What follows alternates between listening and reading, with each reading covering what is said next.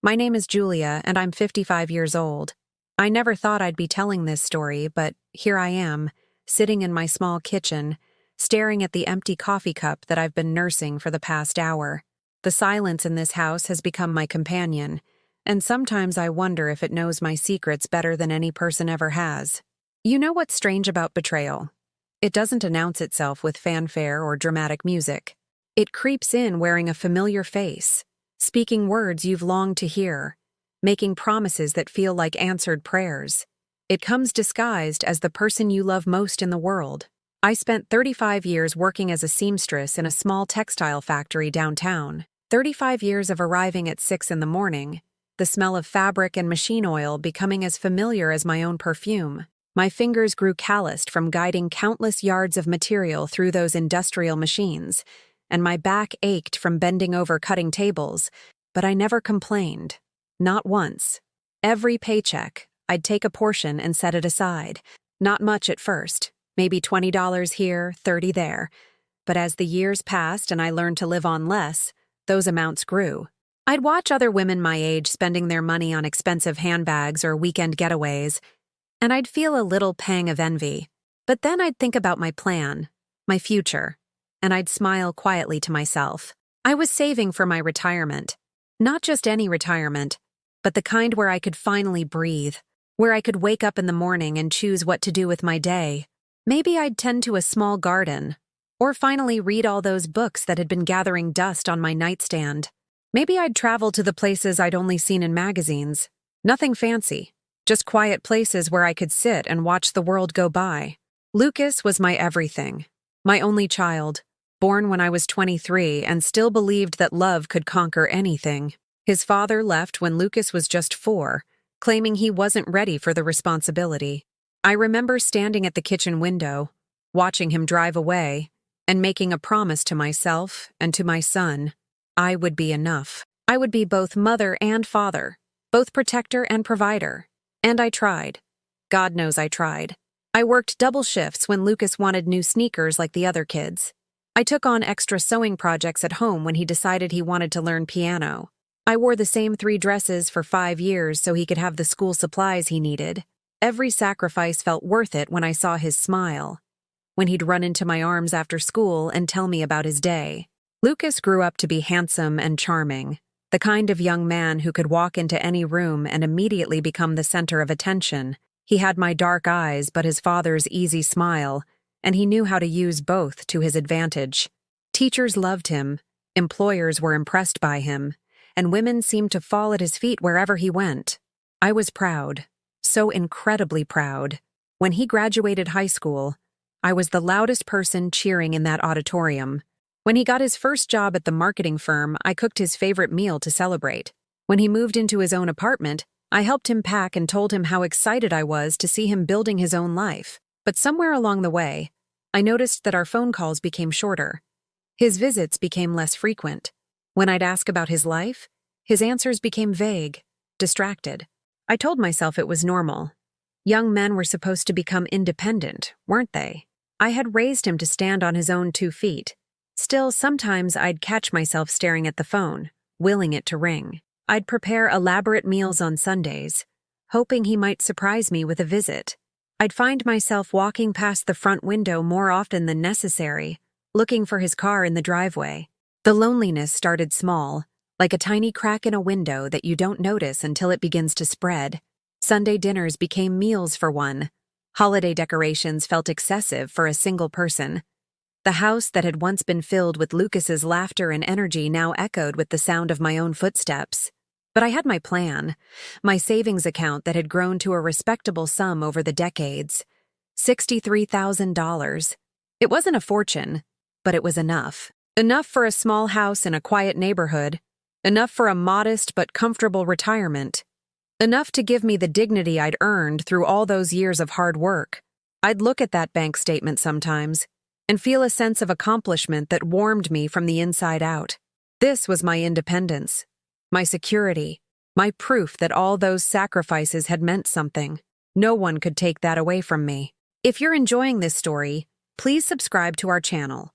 We're trying to reach 1,000 subscribers, and it really helps our work. And comment below to let us know what city you're watching from. That Tuesday in March, when everything changed, started like any other day. I was in my kitchen, making coffee and listening to the morning news, when I heard Lucas's key in the front door. My heart leaped the way it always did when he visited unexpectedly. I smoothed down my hair and checked my reflection in the microwave door before going to greet him. "Mom," he said, and immediately I knew something was wrong. His voice carried a weight I'd never heard before, and his eyes, those beautiful dark eyes that had charmed everyone he'd ever met, were red-rimmed and desperate. He looked like he hadn't slept in days. "What's wrong, sweetheart?" I asked, the words tumbling out before I could stop them. Maternal instinct never sleeps, no matter how old your child gets.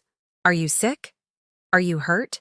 He shook his head and sank onto my couch with a heaviness that seemed to settle into the very fabric of the cushions. I sat beside him, close enough to touch, but not quite daring to reach out. Something in his posture warned me to wait, to let him find his words. "I'm in trouble, Mom," he said finally, his voice barely above a whisper.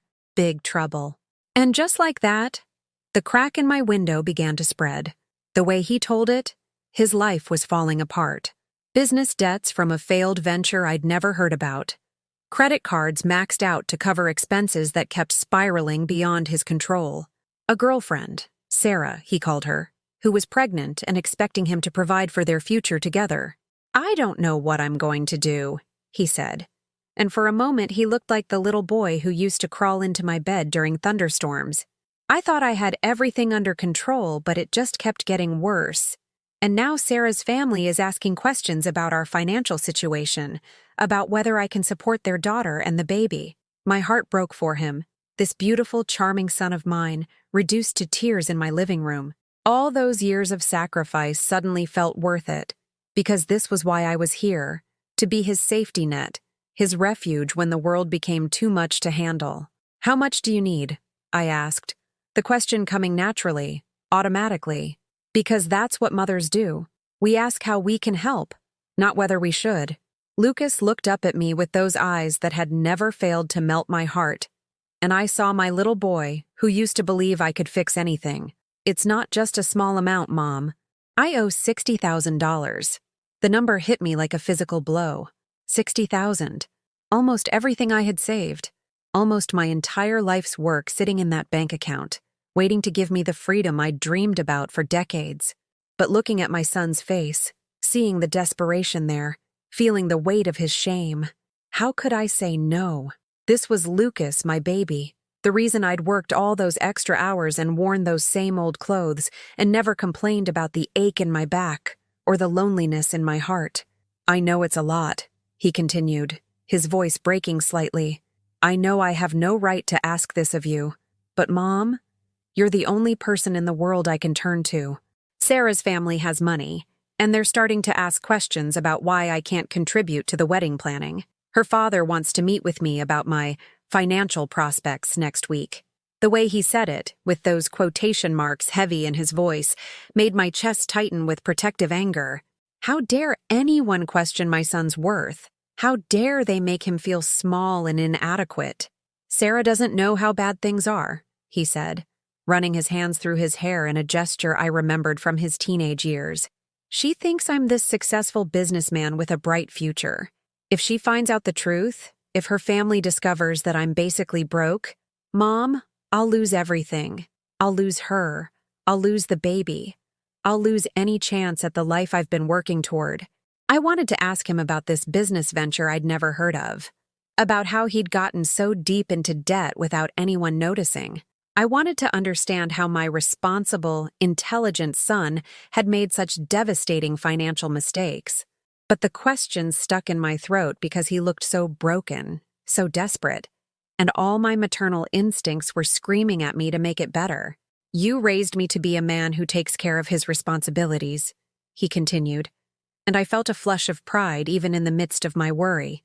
I can't be the kind of father who lets his child grow up in poverty because he was too proud to ask for help when he needed it. That hit home harder than anything else he could have said. I thought about all those years when Lucas's father was gone, when I had to choose between pride and providing for my child. I thought about how many times I'd swallowed my embarrassment and asked for help. From neighbors who could babysit while I worked late, from bosses who might give me extra hours, from family members who could spare a few dollars when the utilities were due. The money isn't just for me, Lucas said, reaching over to take my hand. His fingers were warm and familiar, and for a moment I was transported back to when he was 7 years old and afraid of the dark. It's for your grandchild. It's for giving this baby the kind of stability and security that you gave me. Your grandchild. The words wrapped around my heart like a gentle embrace. I was going to be a grandmother. There would be a little person in the world who would call me Grandma, who would look up at me with wonder and love, who would give my life new purpose just when I thought my usefulness was ending. I'll pay you back, Lucas said quickly, sensing my hesitation. Every penny, with interest. Sarah's family is well connected in business circles. Once I'm married to her, once I'm part of their network, the opportunities will be incredible. I'm talking about real money, Mom. The kind of money that will let me take care of you the way you've always taken care of me. The promise hung in the air between us, shimmering with possibility. I imagined a future where I didn't have to worry about money anymore, where my son was successful and grateful, where family dinners included a daughter-in-law and grandchildren who adored me. I saw myself in a comfortable chair, watching Lucas prosper, knowing that my sacrifice had made it all possible. I understand if you can't do it, he said, but his tone suggested he knew I would. I understand if you need that money for your own security. I didn't know where else to turn. The manipulation was so subtle, so expertly done, that I didn't even recognize it as manipulation at the time. He wasn't demanding anything. He wasn't making me feel guilty or selfish for hesitating. He was simply presenting himself as a desperate man with nowhere else to go, trusting in my love for him to do the rest. And it worked perfectly. Of course I'll help you, I heard myself saying, the words coming out before my rational mind could stop them. You're my son. This is what family does. The relief that flooded his face was so genuine, so profound, that I felt vindicated in my decision. This was right. This was what mothers were supposed to do. I could find another way to secure my retirement. Maybe work a few more years. Maybe apply for Social Security earlier than planned. The important thing was that my son would be okay. I can't believe how lucky I am to have you as my mother, he said, pulling me into a hug that felt like absolution. Sarah is going to love you so much. She's always talking about how important family is, how she can't wait to meet the woman who raised such an amazing man. Even in my emotional state, I noticed he didn't say when I would meet this wonderful Sarah. There was no invitation to dinner, no suggestion that we should get together soon, no mention of including me in any wedding plans. But I pushed those observations aside. Lucas was under tremendous stress right now. Once his situation stabilized, once he married this lovely girl and started his new life, there would be plenty of time for family bonding. The next morning, I went to the bank with hands that trembled slightly as I filled out the withdrawal slip. $63,000. My entire life savings, minus the $3,000 I decided to keep for absolute emergencies. The bank teller, a young woman about Lucas's age, looked at the amount with raised eyebrows. "This is quite a large withdrawal, Mrs. Morrison," she said. "Are you sure you want to take it in cash? We could arrange a cashier's check or a wire transfer if you're making a large purchase." "Cash is fine," I said, because Lucas had specifically requested cash. Something about needing to pay certain debts immediately, about creditors who didn't accept other forms of payment. It sounded reasonable at the time.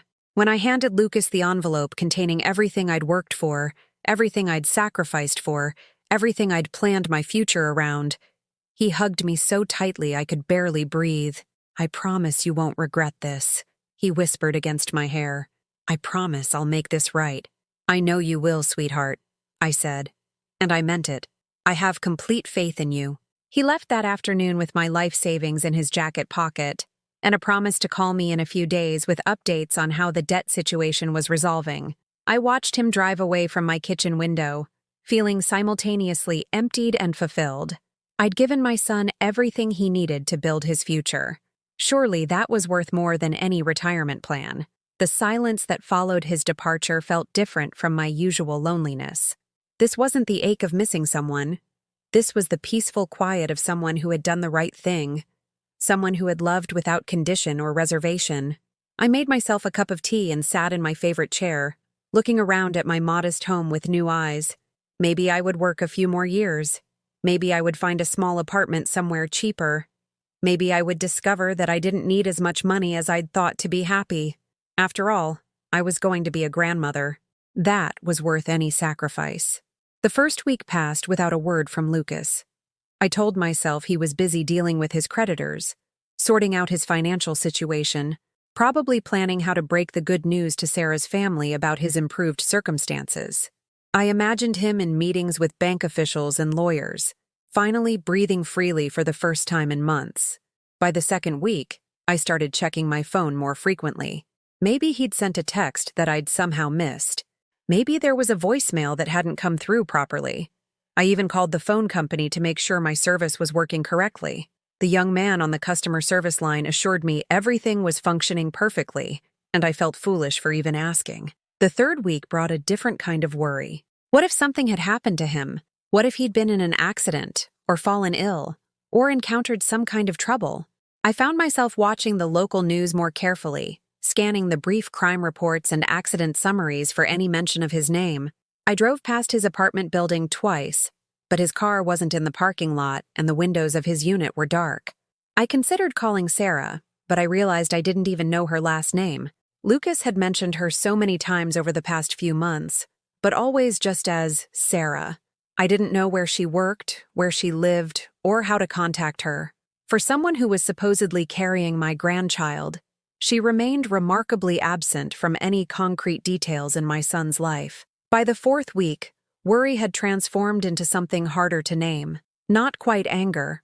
I wasn't ready for anger yet, but a cold awareness that began settling in my chest like a stone. I started remembering other times when Lucas had made promises that somehow became complicated, other occasions when his enthusiasm had outpaced his follow-through. There was the time he promised to help me move furniture after I'd helped him with his security deposit. He'd gotten busy with work and forgot, leaving me to hire movers I couldn't afford. There was the Christmas when he assured me he'd be there for dinner, then called at the last minute because Sarah's family had invited him to their celebration instead. Small things, really. The kind of disappointments that every parent learns to accept as part of raising an independent adult. But $60,000 wasn't a small thing. I started having trouble sleeping. Not the gentle insomnia of someone who's had too much coffee, but the bone-deep wakefulness of someone whose mind refuses to rest. I would lie in bed staring at the ceiling, doing math in my head. How many years would I need to work to save that amount again? How much would I need to reduce my expenses to survive on my current small income? The arithmetic was unforgiving. At my age, with my limited skills and the job market's preference for younger workers, rebuilding my savings account would take longer than I likely had left to work. I began to understand in the deepest part of my soul that I had gambled everything on my son's character and his ability to keep his promises. During the day, I tried to stay busy. I cleaned my house more thoroughly than it had been cleaned in years. I organized drawers that didn't need organizing, washed windows that were already spotless, rearranged furniture that had been perfectly fine where it was. Anything to keep my hands moving and my mind occupied. But eventually, even the most thorough housework runs out, and I found myself sitting at my kitchen table with nothing but my thoughts for company. That's when I made the mistake that would shatter what remained of my trust in my son. I opened Facebook.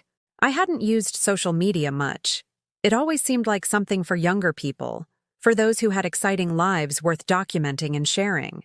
But I had an account, mostly so I could see photos that distant relatives occasionally posted of their grandchildren.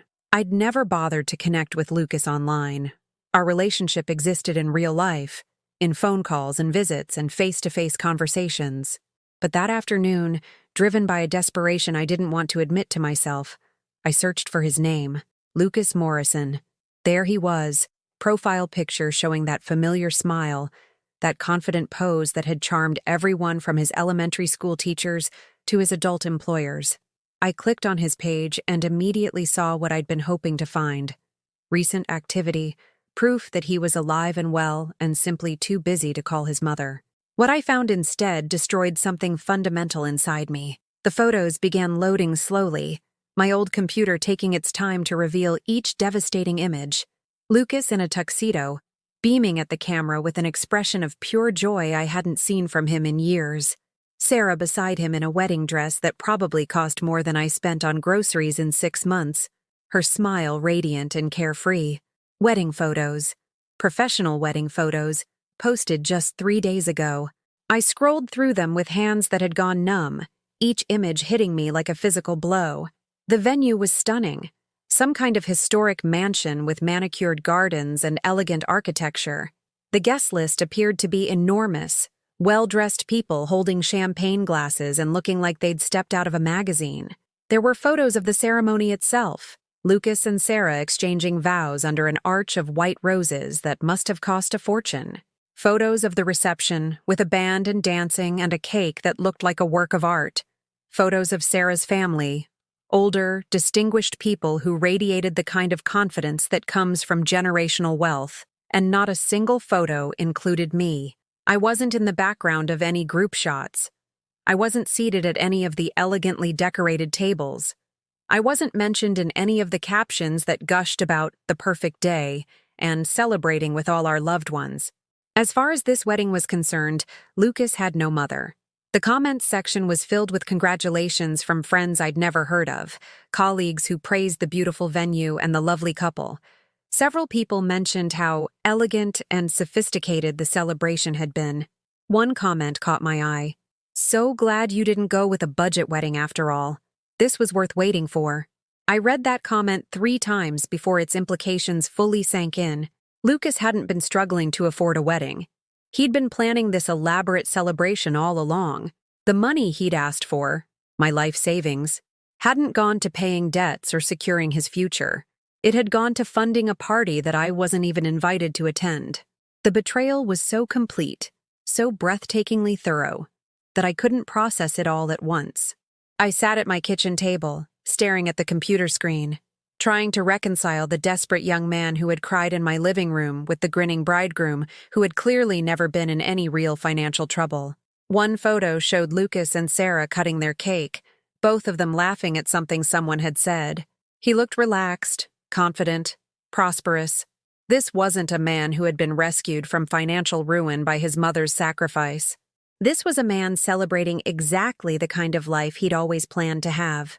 I scrolled back through his older posts, looking for clues I had missed, signs that might have warned me what was coming. What I found was months of relationship updates, vacation photos, restaurant check-ins at expensive establishments.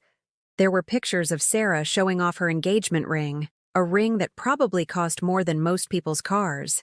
Photos of them house hunting in upscale neighborhoods, touring properties that were far beyond the means of someone drowning in debt. The timeline told a story completely different from the one Lucas had shared with me. This wasn't a man in crisis begging for help from his mother. This was a man planning an expensive lifestyle and looking for someone to fund it. I found the post that broke my heart completely. A photo of Lucas and Sarah at what appeared to be her baby shower, taken just 2 weeks after he'd left my house with my life savings. They were surrounded by pink decorations and expensive gifts, both of them glowing with happiness. The caption read, "Can't believe our little princess will be here soon. Sarah's family threw the most amazing shower. Our little princess, my granddaughter, who I was apparently never supposed to meet. The baby shower I would never be invited to attend. The family celebration that had no place for the woman who had made it all financially possible." I closed the laptop and sat in my kitchen as darkness fell around me, not bothering to turn on the lights. The silence that had once felt peaceful now felt oppressive, suffocating. This wasn't the quiet of someone who had done a good deed. This was the hollow echo of someone who had been completely and deliberately erased from her son's life. The worst part wasn't even the money. Those $60,000 represented decades of my labor and sacrifice. The worst part was understanding that I had been seen as nothing more than a convenient source of funding, easily manipulated through my love for a son who apparently felt nothing but disdain for the woman who had raised him. That night, I lay in bed and cried for the first time since giving Lucas my savings. But these weren't tears of worry or frustration. These were tears of grief, mourning for the relationship I thought I had, for the son I thought I knew, for the grandmother I would apparently never be allowed to become. The days that followed my discovery blurred together into a gray haze of disbelief and mounting panic. I would wake up each morning for a split second, forgetting what had happened, feeling that brief moment of normalcy before reality crashed back down on me like a weight I couldn't lift. I tried calling Lucas exactly once. My finger hovered over his contact for nearly an hour before I finally pressed the button, my heart hammering so hard I could hear it in my ears. The phone rang 4 times before going to voicemail, and when I heard his voice, cheerful, confident, completely unchanged, I couldn't find words. What was I supposed to say? Congratulations on your wedding that I paid for but wasn't invited to. Thank you for stealing my entire future? I hung up without leaving a message and deleted his number from my phone. If he wanted to contact me, he knew how to find me. But the phone never rang. The bank statements arrived 2 weeks later, and seeing that zero balance in black and white made everything feel brutally final. There was something about official documentation that transformed my situation from a bad dream into documented reality. The paper didn't lie or offer false hope.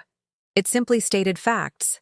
Account balance, $0 and 0 cents. I spread the statement on my kitchen table next to the bills that had been accumulating. Utilities, insurance, property taxes, grocery receipts. Simple arithmetic showed me what I'd been trying not to calculate. My small pension and Social Security couldn't cover my basic living expenses. Not even close. The house that had been my sanctuary for 23 years suddenly felt like a burden too heavy to carry. The mortgage payments, the maintenance costs, the utility bills for rooms I didn't really need.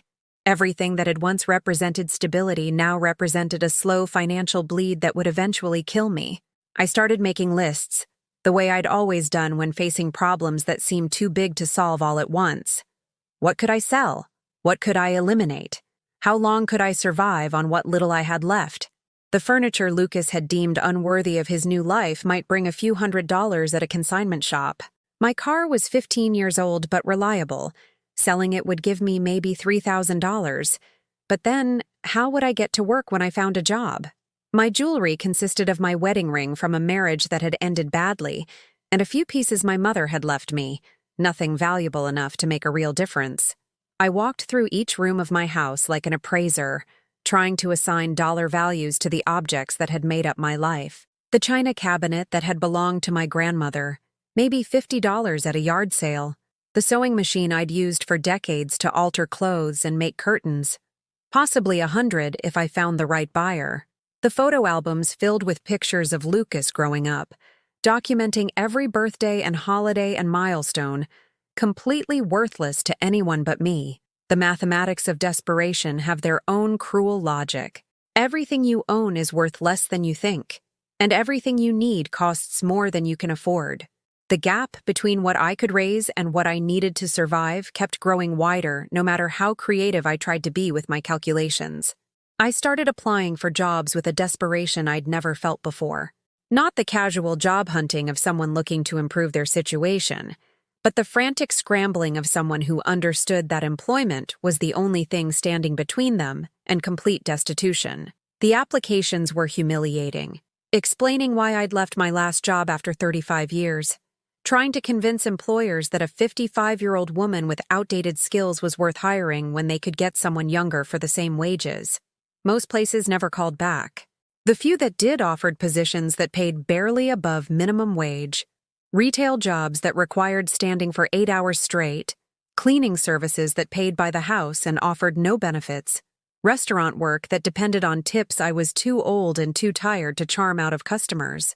The worst part was the interviews where potential employers looked at me with poorly concealed pity.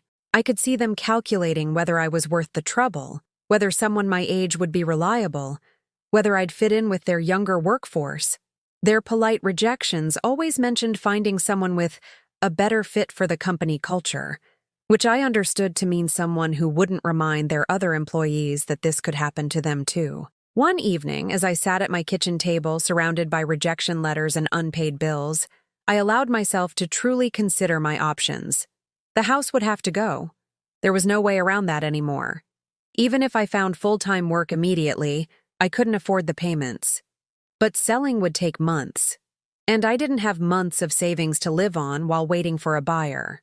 I could rent a small apartment somewhere cheaper, but landlords wanted security deposits and references and proof of income that I couldn't provide.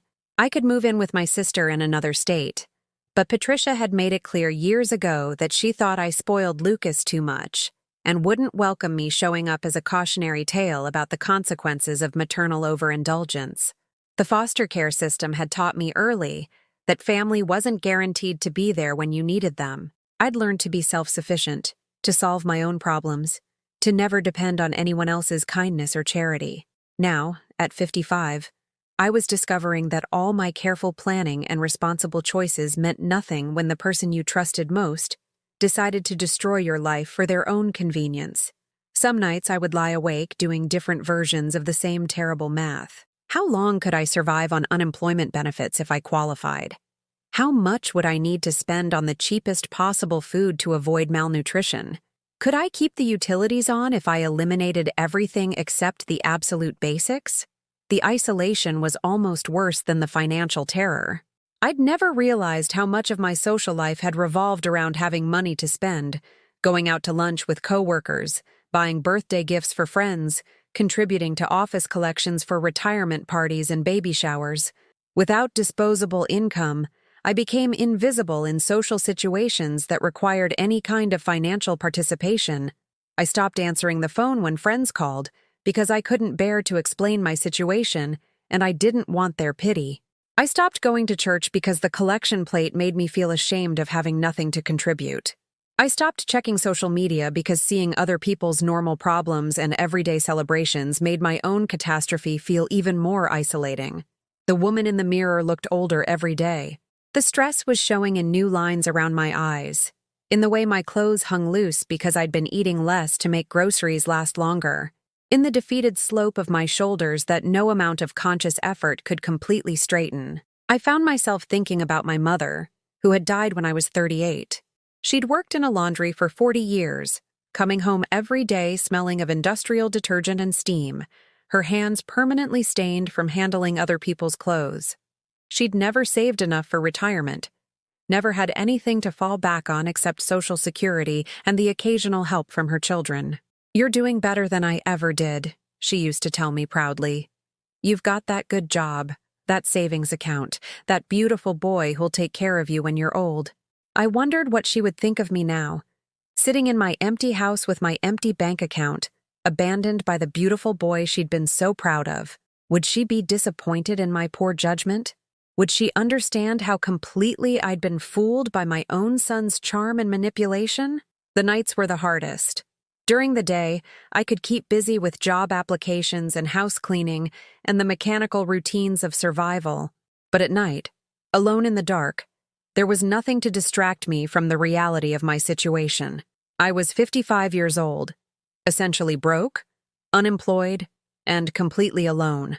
The future I'd planned and saved for had evaporated, replaced by a present that felt like a slow-motion disaster I was powerless to stop. But somewhere in the deepest part of my despair, something small and hard was beginning to form. Not hope exactly. Hope felt too fragile for what was growing inside me. This was something tougher, something that had been forged in the fires of betrayal and disappointment and absolute abandonment. It whispered to me in the dark hours before dawn, "You still have something he forgot about. You still have something he can't take away from you. Your dignity, your truth, your right to be seen and acknowledged for who you are and what you've given. And sometimes, when you have nothing left to lose, that's enough to change everything." It was a Tuesday morning in late October when everything inside me shifted.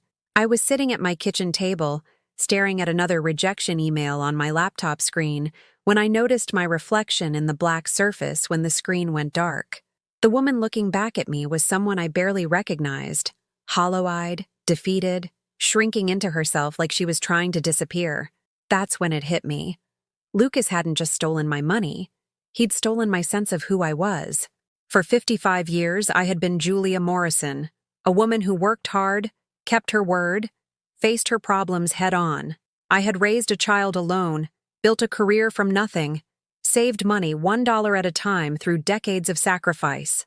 I had been someone who solved problems, not someone who sat around feeling sorry for herself. When had I become this person who jumped every time the phone rang, hoping it might be my son calling to explain everything?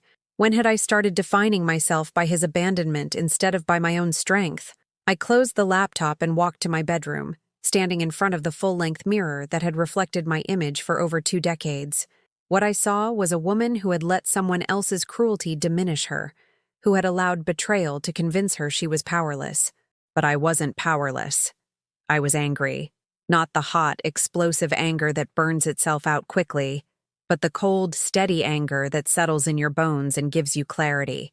The kind of anger that comes from finally understanding that you've been played for a fool and deciding you're done accepting that role.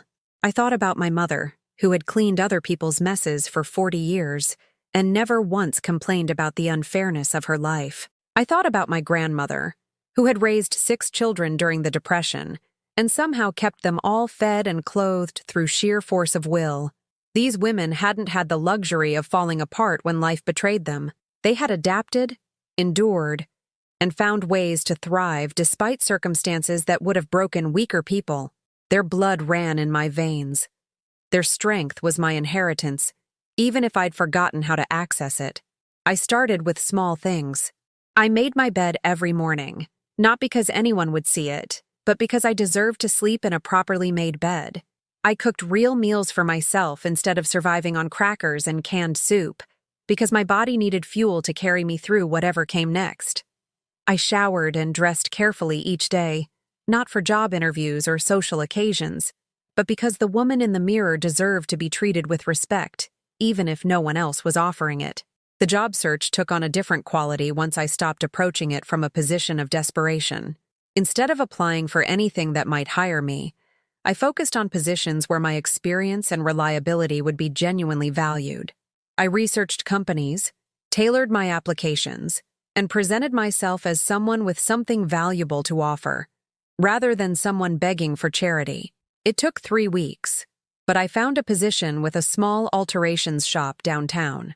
The pay wasn't spectacular, but it was steady work doing something I was genuinely skilled at.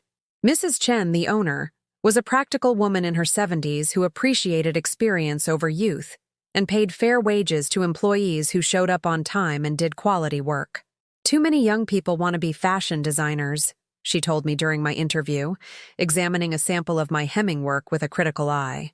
"They don't want to learn the basics, don't want to do the careful work that makes clothes fit properly. You understand that every stitch matters." I did understand. I understood that precision and patience and attention to detail were valuable skills, even if they weren't glamorous ones. I understood that honest work had its own dignity, regardless of how much it paid. The routine of employment helped restore some structure to my days, but more importantly, it reminded me that I was still capable of being useful, still able to earn my place in the world through my own efforts. Each properly hemmed dress, each perfectly altered jacket, each satisfied customer was a small proof that I had worth independent of anyone else's recognition. I moved to a small apartment across town, a 1-bedroom place with thin walls and outdated fixtures but clean windows, and a kitchen that was perfectly adequate for one person. The rent was half what I'd been paying on the house, and the utility bills were manageable on my new salary. It wasn't the comfortable retirement I'd planned, but it was sustainable. And sustainability felt like victory after months of freefall. The hardest part was driving past the house I'd lost, seeing new people living in the space where I'd raised my son and planned my future. But even that pain began to feel different as weeks passed. Instead of mourning what I'd lost, I started appreciating what I'd gained. Freedom from a mortgage I couldn't afford, distance from neighbors who knew about my humiliation, a fresh start in a place where no one knew my story unless I chose to share it. I started taking evening walks through my new neighborhood, something I'd never done when I was consumed with saving money and planning for the future. The apartment complex was full of people rebuilding their lives for various reasons. Divorced women starting over, recent immigrants working toward better circumstances, elderly people downsizing by choice or necessity. There was something comforting about being surrounded by others who understood that life doesn't always follow the script you've written for it. Mrs. Patterson in the apartment next to mine was 82 and had moved there after her husband died, and her children decided she couldn't manage her house anymore. They meant well, she told me over coffee one evening. But meaning well isn't the same thing as understanding what a person needs. Sometimes you have to show people that you're stronger than they think you are. Her words stuck with me, echoing in my mind during the quiet hours when I worked on alterations at home to earn extra money. I began to understand that strength wasn't about never falling down. It was about how you got back up and what you did with the knowledge you'd gained from the experience of falling. I thought often about Lucas during those months, but the nature of my thoughts began to change. Instead of wondering why he'd betrayed me or hoping he might call to apologize, I started analyzing the patterns I'd missed, the signs I'd ignored, the ways I'd enabled his behavior by always making things easier for him. I remembered the time in high school when he'd promised to mow lawns all summer to earn money for a car, then quit after 2 weeks because the work was harder than he'd expected. I'd felt sorry for him and increased his allowance instead of making him honor his commitment. I remembered how he'd charmed his way out of consequences throughout his childhood, using tears and apologies and promises he never intended to keep. I had trained him to see me as someone who would always bail him out, always forgive him, always prioritize his needs over my own well-being. I had taught him that my love was unconditional and my resources were unlimited. In some ways, his betrayal was simply the logical endpoint of a dynamic I had created and maintained for 30 years. Understanding this didn't excuse what he'd done, but it helped me see my role in the situation more clearly. I had been a participant in my own exploitation, not just an innocent victim of circumstances beyond my control. The revelation was both painful and liberating. Painful because it meant accepting responsibility for my own poor choices. Liberating because it meant I had the power to make different choices going forward. I started setting boundaries in small ways, practicing the skill I'd never developed during my years of unconditional giving. When Mrs. Chen asked me to work overtime on short notice, I said yes only when it truly worked for my schedule, not automatically because someone needed something from me. When neighbors asked for favors, I helped when I could, but didn't sacrifice my own needs to accommodate theirs. The practice felt foreign at first, like speaking a language I'd never learned properly. But each small assertion of my own value made the next one easier, building a foundation of self-respect that had been missing from my life for longer than I cared to admit. Winter arrived early that year, and I found myself appreciating the seasonal rhythm in ways I'd forgotten during my years of crisis. There was something satisfying about preparing for cold weather from my small apartment, buying exactly what I needed and nothing more, managing my resources carefully but without the desperate fear that had characterized my recent past. I was surviving. More than surviving. I was building something new from the wreckage of my old life. It wasn't the future I'd planned, but it was mine, earned through my own efforts and sustained by my own choices. And somewhere in the back of my mind, a plan was beginning to form, not a plan for revenge. I'd learned enough about the futility of trying to control other people's behavior, but a plan for justice, for truth, for making sure that my story was told and my worth was acknowledged. Lucas thought he had erased me from his life completely, written me out of his narrative like an embarrassing chapter he preferred to forget. But he had underestimated something fundamental about the woman who had raised him. I wasn't finished with him yet. Spring arrived 6 months after I'd moved into my small apartment, and with it came an unexpected visitor who would change everything. I was hemming a bridesmaid dress on a Saturday afternoon when someone knocked on my door with the hesitant tap of someone who wasn't sure they had the right address. Through the peephole, I saw a woman about my age, well-dressed but nervous, clutching a handbag like it contained something precious. She had the kind of carefully maintained appearance that spoke of comfort and social position.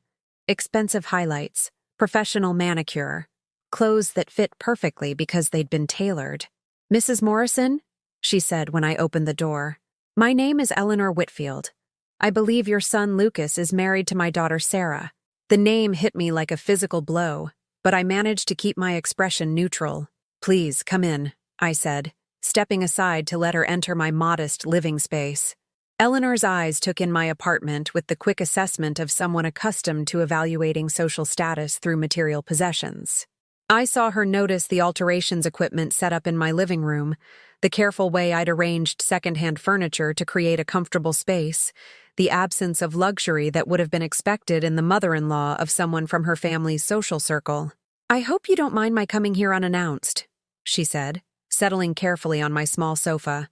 "I got your address from Lucas's old employment records. I've been wanting to meet you for months, but—" She paused, clearly struggling with how to continue. "But Lucas never mentioned me," I finished quietly. Eleanor's face flushed with embarrassment. "Not exactly. He said you lived far away, that you didn't approve of Sarah, that you'd had some kind of falling out over his choice to marry her. We assumed you preferred to keep your distance." I poured tea for both of us, my hands steady despite the earthquake happening inside my chest. Here was my connection to the granddaughter I'd never met, to the life Lucas had built with my money but without my presence. I chose my words carefully, not wanting to seem bitter or vindictive, just honest. "I've never met Sarah," I said simply. "I didn't know about the wedding until I saw photos on social media after it happened." Eleanor's teacup rattled against its saucer as she set it down. "That's impossible. Lucas said you were invited but declined to attend because you didn't approve of the marriage." "I would never decline to attend my son's wedding," I said, hearing the pain in my own voice despite my efforts to remain composed. "I gave Lucas $60,000 to help with what he said were financial difficulties. I thought I was helping him secure his future so he could marry the woman he loved." The color drained from Eleanor's face. $60,000? When? "Last March. He came to me crying, said he was in debt and couldn't provide for Sarah and the baby. He said her family was asking questions about his financial prospects and he was afraid of losing everything." Eleanor stood up abruptly, walking to my window and staring out at the parking lot as if she could find answers in the view of other people's modest cars and everyday lives. When she turned back to face me, her expression had changed completely. "There was no debt," she said quietly. "Charles, my husband, investigated Lucas's finances thoroughly before the wedding. It's something he does with all of Sarah's serious boyfriends. Lucas's credit rating was excellent. His business was profitable. He had substantial savings of his own." We stared at each other across my small living room, two women who had been manipulated by the same charming young man for different reasons. I could see Eleanor processing the implications of what she'd learned, just as I had processed them months earlier. "He told us his mother was difficult," she continued, her voice getting stronger as anger began to replace shock. "He said you demanded money from him constantly, that you'd made threats about disrupting the wedding if he didn't pay you to stay away." The cruelty of that lie took my breath away. Lucas hadn't just stolen my money and erased me from his life. He'd created a false narrative that painted me as the villain in our story. He'd inoculated his new family against any sympathy they might feel for me by making me the problem rather than the victim. "I've never asked Lucas for money," I said when I could trust my voice again. "I've never threatened anyone. I didn't even know your daughter's last name until you introduced yourself." Eleanor sat back down, her composure cracking as the full scope of Lucas's deception became clear. "The baby," she said suddenly. "My granddaughter Emma. She's 8 months old now. Lucas has been very protective of her, very controlling about who gets to spend time with her. He said it was because you'd made threats. My granddaughter, 8 months old, and I'd never seen her face except in social media photos I wasn't supposed to know existed. Emma. A beautiful name for a child I'd helped bring into the world without knowing it.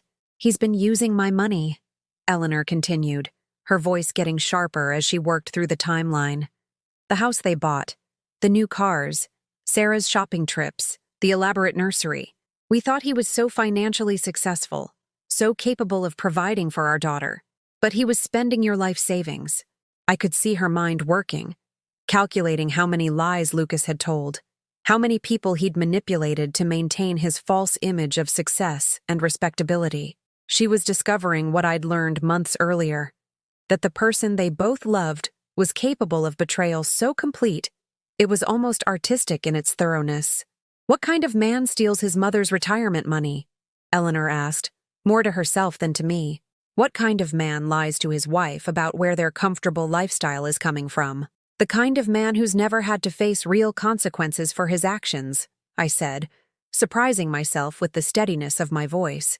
The kind of man who's learned that charm and tears and promises can get him out of any situation. We talked for 3 hours that afternoon. Eleanor told me about Sarah, who was apparently a sweet young woman but somewhat naive about finances, and completely trusting of her husband's explanations for their sudden prosperity. She told me about Emma, who was starting to walk and had Lucas's dark eyes but Sarah's gentle temperament. In return, I told Eleanor about the son I'd raised, about the patterns of behavior I'd missed or excused, about the gradual erosion of boundaries that had led to my current situation. I showed her photos from Lucas's childhood, stories that revealed a different side of the man she'd welcomed into her family. Sarah doesn't know, Eleanor said as she prepared to leave. She has no idea where their money really came from, or that Lucas has a mother who was cut out of their lives. She thinks you're some kind of toxic person who chose to abandon your son. What will you tell her? Eleanor was quiet for a long moment, staring at a photo I'd shown her of Lucas at age 5, grinning toothlessly at the camera while I helped him blow out birthday candles.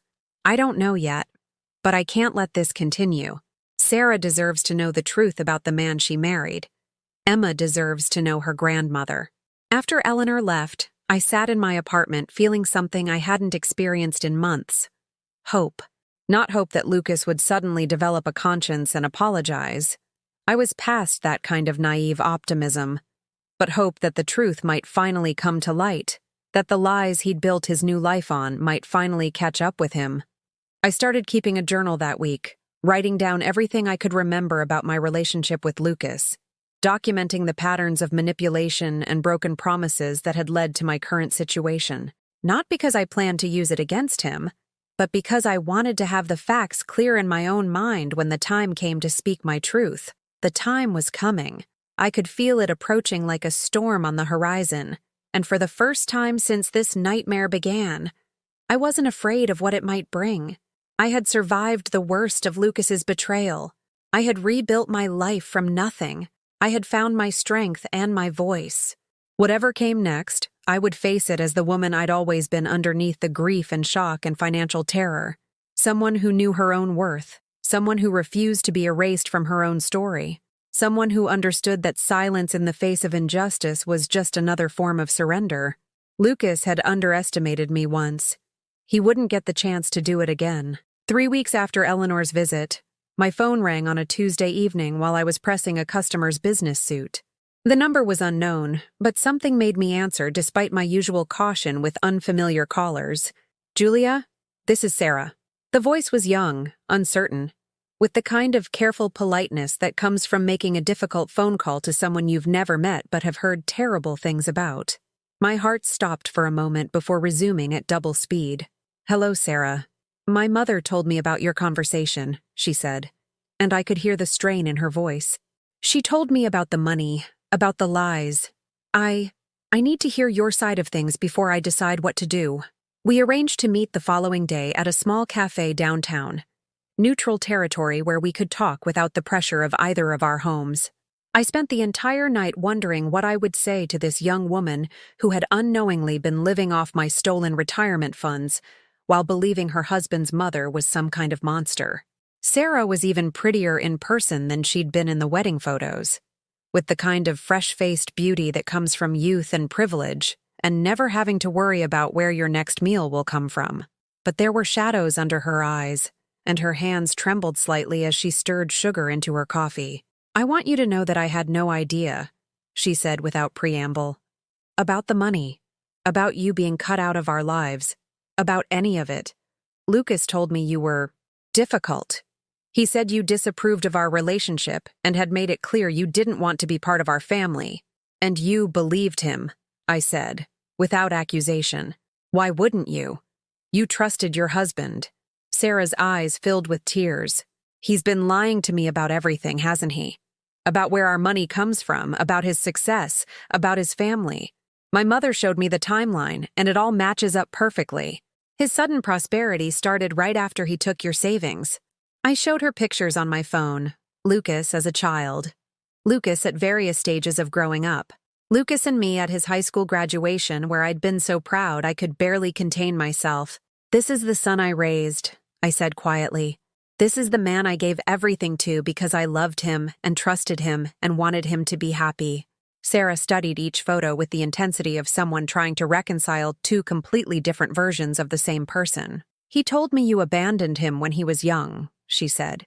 He said you were selfish and demanding and only cared about money. I worked 2 jobs to put him through college, I said. I sacrificed everything so he could have opportunities I never had. The only time I ever asked him for anything was when I needed help moving furniture, and he was too busy to help. We talked for 2 hours.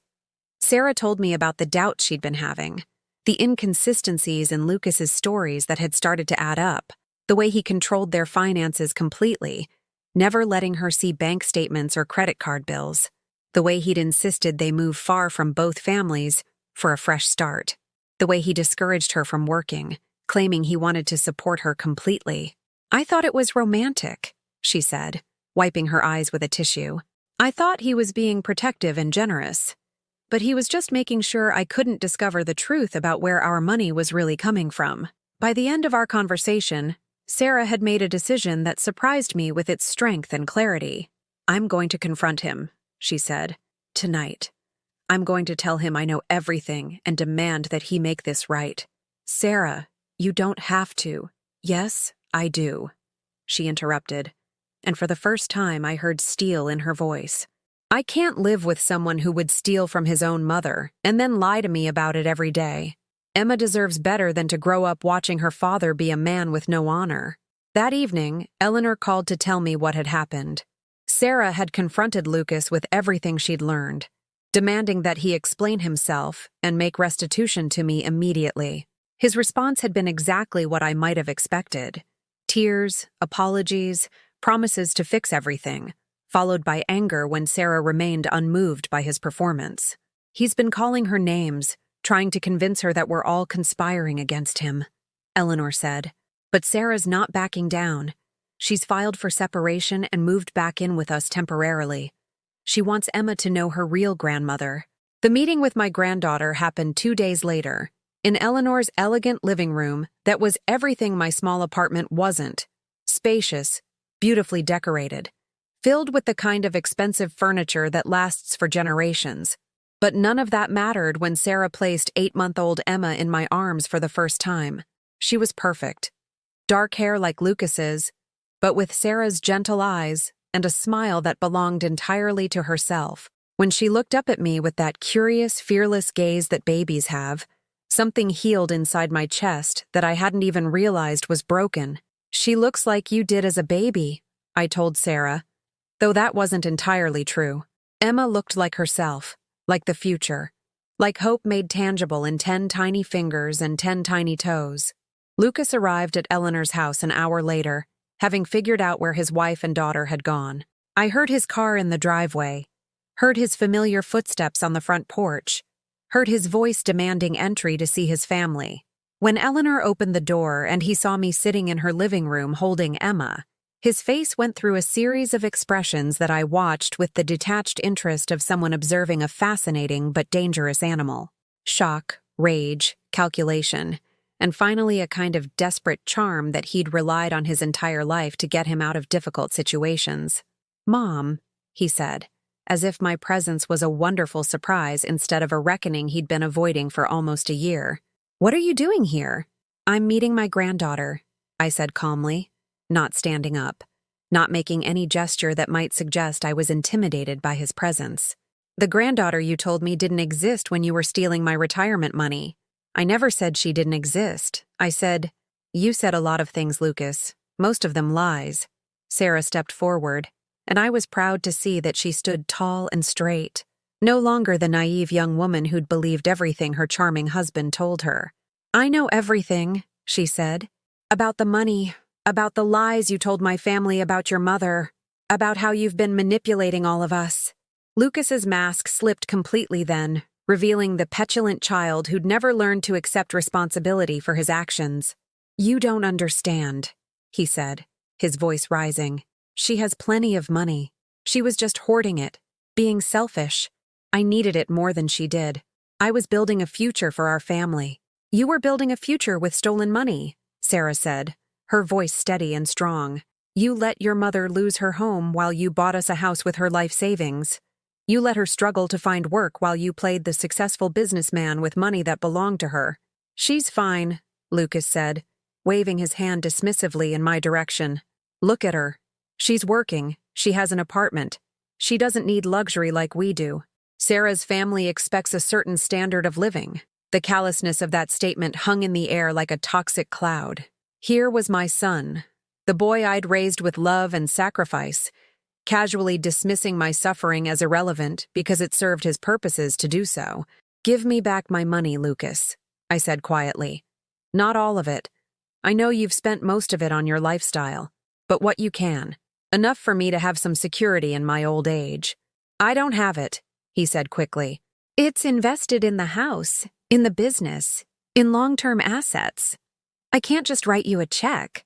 Then sell the house, Sarah said, and I saw Lucas's eyes widen in shock at this unexpected betrayal from his supposedly compliant wife. Sell the cars, liquidate the investments, do whatever you have to do to pay back the woman who raised you. You can't be serious, Lucas said, looking around the room as if seeking allies who might support his position. You want me to destroy our life, our daughter's future, for her? Our daughter's future was destroyed the moment you decided to build it on theft and lies, Sarah said. I won't raise Emma in a house bought with stolen money, surrounded by luxury paid for with someone else's pain. Lucas tried several more approaches. Threats, promises, attempts to divide us against each other, but none of them worked. The women in that room had seen through his charm and manipulation, had chosen truth over convenience, had decided that doing the right thing mattered more than maintaining a comfortable lie. When he finally stormed out, slamming the door behind him like a teenager having a tantrum, the silence that followed felt like peace. Not the end of the story, but the end of his power to control the narrative through deception and manipulation. Emma fell asleep in my arms as the afternoon light faded, her tiny fist curled around my finger with the absolute trust that babies give to the adults who hold them safely. I looked down at her perfect face and made a silent promise that she would grow up knowing the truth about her family, knowing the difference between love and manipulation, knowing that real strength comes from doing the right thing even when it costs you something. The reckoning had begun, and for the first time in a year, I felt like myself again. 6 months later, I was sitting in my new apartment, larger than the previous one, with 2 bedrooms so Emma could have her own space when she visited, reading a bedtime story to my granddaughter when Sarah knocked on the door. It was Thursday evening, our regular dinner night, a tradition we'd established after the divorce was finalized. "Grandma Julia, more story," Emma demanded, clapping her tiny hands together. At 14 months old, she was walking everywhere and had developed strong opinions about everything, especially about how many books constituted an appropriate bedtime routine. "One more," I agreed, settling her more comfortably on my lap. "But then it's time for sleep." Sarah looked exhausted, but peaceful in a way I'd never seen during her marriage to Lucas. The legal proceedings had been difficult. Lucas had fought the divorce, contested custody arrangements, and done everything possible to avoid paying restitution. But Sarah had stood firm, supported by her family's resources and their determination to see justice done. "The house sold today," Sarah said, settling into the comfortable chair I'd bought specifically for her visits. "The papers are all signed, and Lucas has 30 days to move out." It had taken 6 months of legal pressure, but Lucas was finally being forced to liquidate the assets he'd purchased with my stolen money.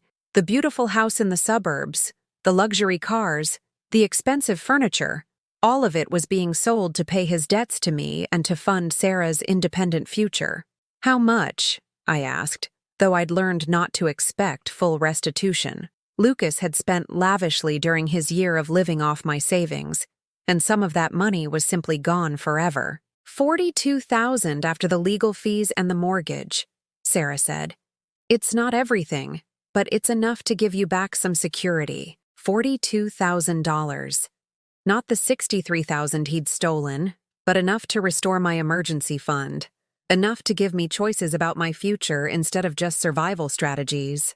Combined with my steady income from the alterations shop and the small inheritance Eleanor had insisted on providing, For Emma's grandmother, she'd said firmly, I would be comfortable in ways I'd thought were lost forever. And Lucas? I asked, though I tried not to invest too much emotion in his fate anymore. He's moving back in with his college roommate, Sarah said with a slight smile that suggested she found his reduced circumstances appropriately ironic. He lost his job last month.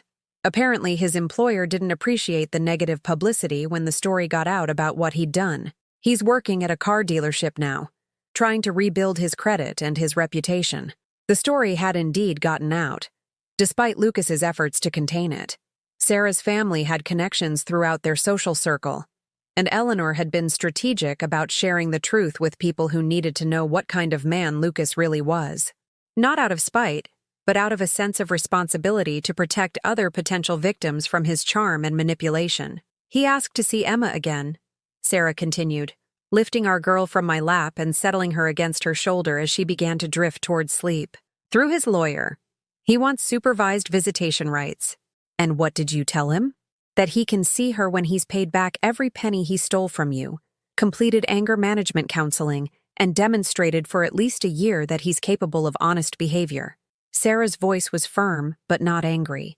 She'd moved past rage into something much more powerful, absolute clarity about what was acceptable and what wasn't. That seems fair, I said, though privately I doubted Lucas would ever meet those conditions. He'd shown no genuine remorse for his actions, only anger at being caught and forced to face consequences. The apologetic phone calls and flowers he'd sent during the early days of the separation had stopped when it became clear that charm and manipulation would no longer work. Emma fell asleep against her mother's shoulder, her face peaceful in the way that only children can achieve, complete trust that the adults around her would keep her safe and loved. Looking at her, I felt something I'd thought I'd lost forever when Lucas betrayed me. Faith in the future. I have news, Sarah said softly, adjusting Emma's blanket. I started law school this fall, part-time, with Emma in daycare, but I'm doing it. I smiled, feeling proud of this young woman who'd shown such strength in the face of betrayal. What kind of law? Family law? Elder abuse prevention. She met my eyes with a steady gaze. I want to help other women like you, people who've been taken advantage of by family members they trusted. It happens more often than you'd think. The idea that my experience might help protect others from similar betrayal gave meaning to the suffering I'd endured. Every month of financial terror, every night of wondering how I'd survive, every moment of feeling erased and discarded, all of it could serve a purpose if it helped Sarah become someone who could fight for victims who had no one else to advocate for them. Your mother would be so proud, I said, and Sarah's eyes filled with tears. She quickly blinked away. Eleanor had been diagnosed with breast cancer 3 months earlier, and though her prognosis was good, the illness had reminded all of us how precious time was, how important it was to use whatever years we had left for meaningful purposes. She'd thrown herself into supporting Sarah's education and my recovery with the energy of someone who understood that leaving the world better than you found it was the only legacy that really mattered. She says Emma needs strong women in her life, Sarah said. Role models who show her that you don't have to accept being treated badly just because someone claims to love you. We put Emma to bed in the small nursery I'd created in my second bedroom, painted soft yellow with white furniture I'd found at estate sales and carefully refinished. It wasn't luxurious, but it was filled with love and books and toys chosen for their educational value rather than their price tags. After Sarah left for her own apartment across town, a modest place that she could afford on her job as a paralegal while attending school, I sat in my kitchen with a cup of tea and reflected on how completely my life had changed in the span of 18 months. I was 57 now, with gray threads in my hair that I'd stopped bothering to cover and laugh lines around my eyes that came from genuine happiness rather than forced pleasantness. My savings account showed a balance that wasn't enormous, but was growing steadily through careful management and modest living. My work at the alterations shop had expanded to include teaching sewing classes 2 evenings a week, sharing skills I'd developed over decades with younger women who wanted to learn sustainable living practices. Most importantly, I had family again. Not the family I'd thought I had, but something better. Sarah and Emma, Eleanor when her health permitted, Mrs. Patterson from next door, who'd become like a sister to me, Mrs. Chen, who treated me like a daughter she was proud of, a chosen family built on honesty and mutual respect rather than obligation and manipulation. Lucas still lived in the same city, and occasionally I would glimpse him at the grocery store or the post office. He always looked away quickly, unable to meet my eyes, and I felt nothing but pity for him. He'd traded a mother's unconditional love for temporary material comfort, and in the end, he'd lost both. His life now was smaller, harder, lonelier than it needed to be, and entirely of his own making. I no longer waited for apologies that would never come, or explanations that wouldn't change anything.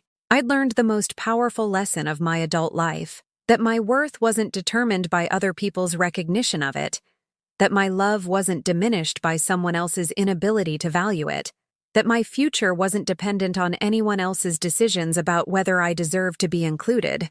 The retirement I was building now wasn't the one I'd originally planned, but it was better in ways I couldn't have imagined when I was younger. Instead of quiet solitude, I had purposeful engagement. Instead of financial security bought through isolation, I had modest comfort earned through meaningful work and genuine relationships. On weekends, Emma and I would visit the park or the library, and strangers would comment on how much she looked like me, how lucky I was to have such a beautiful granddaughter. I would smile and agree, holding her small hand in mine, marveling at how life had given me this precious gift despite everything I'd lost along the way. Sometimes, when Emma was napping and the afternoon light was slanting through my windows just right, I would think about my younger self, the woman who'd believed that love meant always saying yes, that sacrifice was its own reward, that trusting completely was a virtue regardless of whether that trust was deserved. I had compassion for that woman now, understanding that she'd done the best she could with the knowledge she had at the time.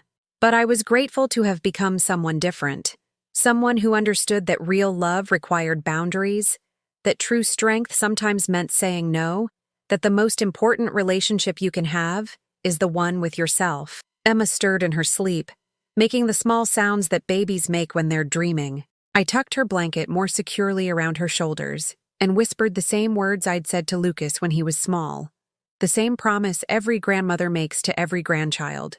You are loved, you are safe, you are enough, exactly as you are. The difference was that this time I meant those words for myself as well, and that, I had learned, made all the difference in the world.